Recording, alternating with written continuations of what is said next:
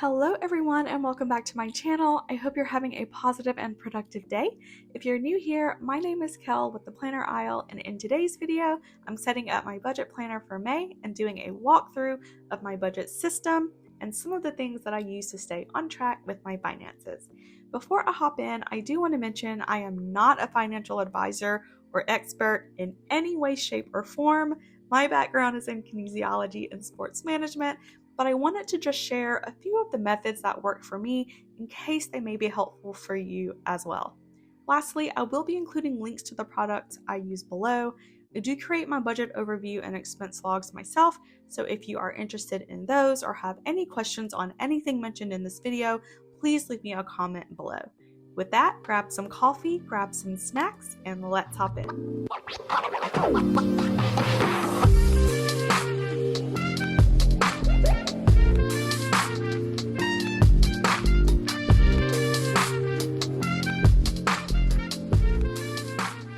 So I use three main tools to track my finances. First is my main A5 planner. This is where 90% of my budget logging and expense tracking is done. Second is my wall calendar, which I use to mark bills I need to pay, those that are auto-drafted, debt payments, and paydays. And third is the Mint app on my iPad or laptop, which I use to set spending goals and monitor expense trends, particularly in areas I'm paying close attention to for the year. The first place I start and the first tool that I use when it comes to prepping for next month is my wall calendar. The calendar I use is from Ian and My Planners on Etsy. I really love this wall calendar. It's really big and has large date boxes and a lot of space to write or use stickers if you prefer. I do use just a few stickers on this calendar. These are the custom labels from Nicole Hutch Designs. I have them in three colors to differentiate between types of bills. The blue represents those that are auto-drafted, the green are those that I have to physically pay, and the pink or mauve color is for debt payments. I use these gold foil stickers from Orange Umbrella Co. to mark paydays, and then the last stickers I use are these spotlight stickers from Cloth and Paper to mark days that I go into the office. These aren't really finance related, but I put them here as a reminder to submit my mileage and parking reimbursements. I do pre-plan on this calendar since most of my bills fall on the same day each month, and because this always stays visible in my office, it's a really easy way to see all of my bills at a glance and copy to my monthly and weekly spreads in my calendar. So after updating my wall calendar, I start prepping my budget overview for May. First, I look over my notes for April and see if there's anything that needs to be updated on my template. So first I have my sinking funds. 9 times out of 10 these categories don't change, but this month I do have two things that I need to add, which are my domain and website platform. Next is my income section. I just have one line for my salary, which is my primary source of income, and then a line for other, which would be any income outside of my salary. So things like reimbursements, bonuses, tax refunds, things like that. This always stays the same, so no changes here. Next are my fixed expenses, and these are expenses that should, for the most part, stay the same each month. If I subscribe to a new streaming service or something, I will update this, but for May, this will also stay the same. At the bottom here, I have my debt box, and here I have 2 credit cards and a medical bill. I did pay off my medical bill this month, so for May, I will just have my 2 credit card bills. Moving on to the back are my variable expenses, and unlike my other sections, my expenses here I pick each year based on what area I want to pay special attention to for the year. So unlike my fixed expenses, while my categories don't change, the amount I budget for variable expenses can fluctuate quite a bit from month to month. My savings, like my income section, never change. I just have a line for my savings account and then one for savings in cash. And then my budget summary at the bottom is just a total of all of my budget categories and then an area here to mark if I was over or under budget for the month. So now that I know it needs to be updated, I hop on over to Canva, make those updates to my templates, print, cut, hole punch, and I'm ready to create my budget for May. So normally I wait until the first of the month to update my sinking funds, just in case an unexpected expense comes in, but since we're just a couple of days from May, I'll go ahead and fill this in. So here I just take the amount in my end column for April, and that will be my start column for May.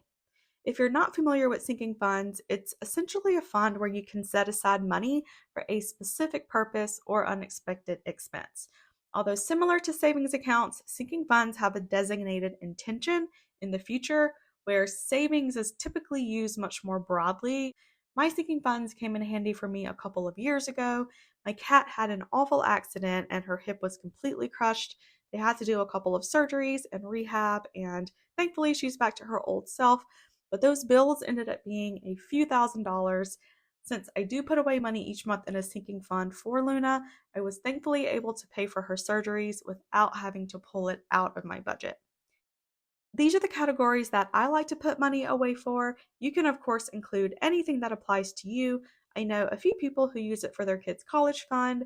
One of my colleagues is purchasing her first home and she's using it for that. The aim is to set your fund up based on you, your personal goals, and your financial situation. The important thing is that you use it and commit to putting something back each month. One little tip I would recommend is to house your sinking funds separate from your everyday spending account. These funds can add up really quickly, especially if you don't use them often. Keeping it separate from your primary spending account will help ensure that you don't inadvertently spend it. Personally, I keep mine in a checking account at a different bank and I use it to transfer funds back and forth as needed.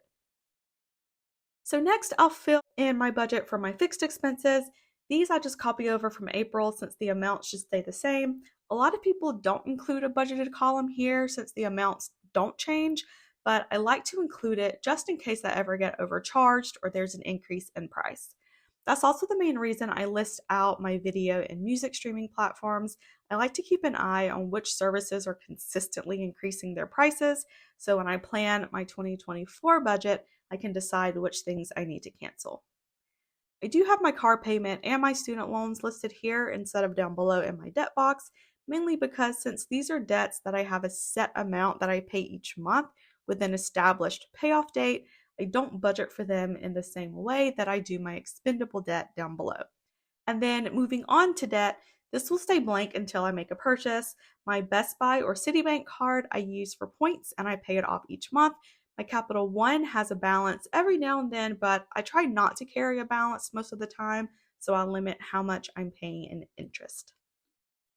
So moving on to my variable expenses, this is the first place I focus when I need to cut back on expenses or if I'm saving up for a big purchase. So, for example, one of the things I'm budgeting for is a litter robot.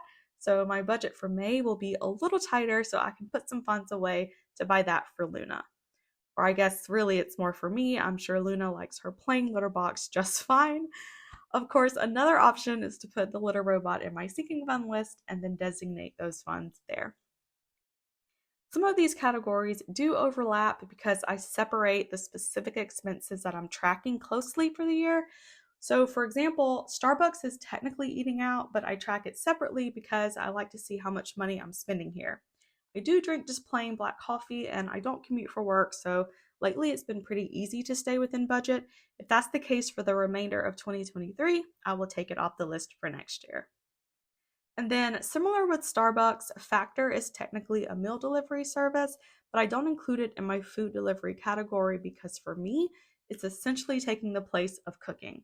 I don't cook, so Factor is really a substitute for lunch and dinner that would typically fall under your groceries category. I've been ordering Factor for about 6 months now, and it's really helped me stick to my wellness plan so much better than before. It is on the pricier side, so that's something to consider if you're ordering for more than one person. I live by myself and I pay about $400 a month, but if you're using these meals as a substitute for eating out or groceries you would normally buy to cook with, then depending on your financial situation or nutritional needs, Factor may be a good option for you. Stationery and office will always be on here. It's my guilty pleasure, but also my happy place. If you are watching this, I know you can probably relate, so I'll just leave that there. I always try and put $200 a month back in savings if I can. This is completely separate from my sinking funds.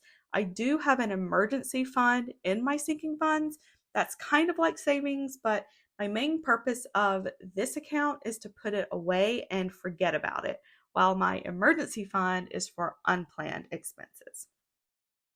Whenever I get extra income that I wasn't planning on, like a tax refund or a bonus or a raise or something, I always immediately put that in my emergency fund and my savings so I don't end up spending it. And with that, my May budget is complete. Most of the times, I do wait until the beginning of the month before I add my budget for my variable expenses in case I went over budget in April and I may need to alter something. To do that, I pop over to my expense tracker, tally up the total spent for each variable category, and total the amount in my overview. I did get rough totals yesterday, so I do feel confident with these numbers, but if anything changes between now and May 1st, I will just add some whiteout or reprint my insert. I did want to go over my expense tracker really quickly since I did get several questions. There are a ton of expense trackers out there with different layouts and formatting options. I created my own because I like to see specific details for my expenses. So on my inserts, I have a column for the date, a column for the item or description, a category column, and then a column for the amount charged that's split into two subcolumns, one for debits and one for credits. I used to try and use one column for amounts, but it got way too confusing when looking at this at a glance to see if I was refunded for something. So splitting it up in credits and debits helped me be able to find expenses a lot quicker. And then the last column here is to check off when I've logged that expense in my budget overview. I don't ever edit this template, it's pretty basic. Next year I'll go in and change the year to 2024 or redesign it if I feel like it, but other than that, it pretty much stays the same.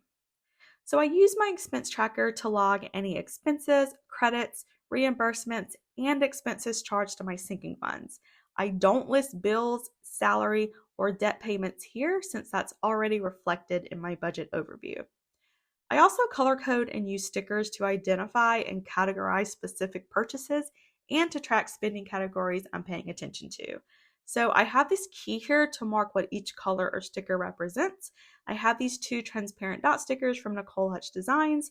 The blue is for reimbursable expenses and the green is for any expenses that I paid for with cash or a check.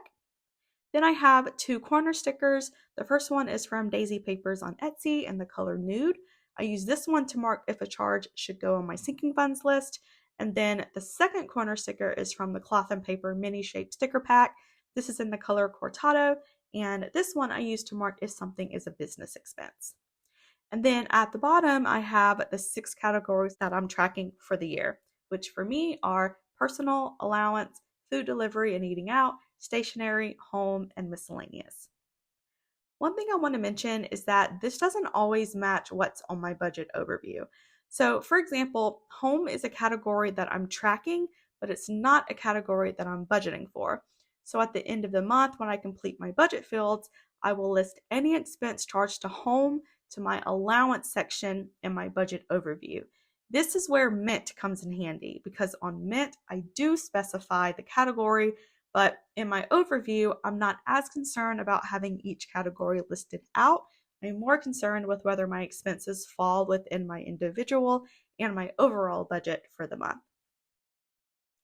So throughout the month, as I make a purchase, I will log it here and code it as necessary. The highlighters that I use for this section are the Mildliner brush pens. The Tombow and Sharpie highlighters work well too. I use this as a running log and I use these little labels from Planner Kate to separate each month. These are super old. I've probably had these for 10 or 11 years now.